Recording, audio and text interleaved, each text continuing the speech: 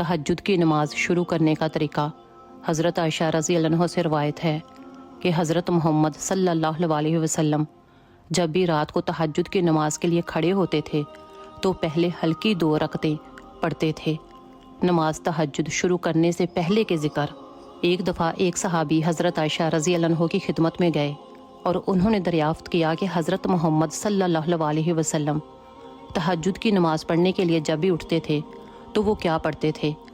تو حضرت عائشہ رضی اللہ عنہ نے فرمایا کہ آج جو بات تم نے مجھ سے دریافت کی ہے اس سے پہلے کبھی کسی نے بھی دریافت نہیں کی۔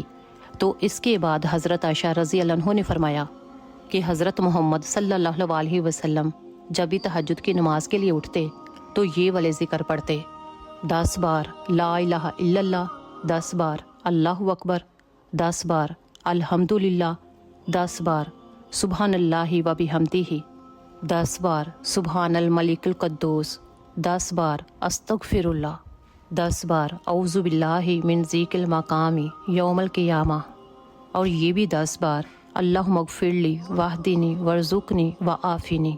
تو یہ والے ذکر، یہ والے کلمات آپ صلی اللہ علیہ وسلم تہجد کی نماز شروع کرنے سے پہلے پڑھا کرتے۔ پھر یہ ذکر کرنے کے بعد آپ صلی اللہ علیہ وسلم تہجد کی نماز پڑھا کرتے۔ تو اگر آپ کو یہ ویڈیو اچھی لگے تو دوسروں کے ساتھ بھی شیئر ضرور کریں۔ جزاک اللہ۔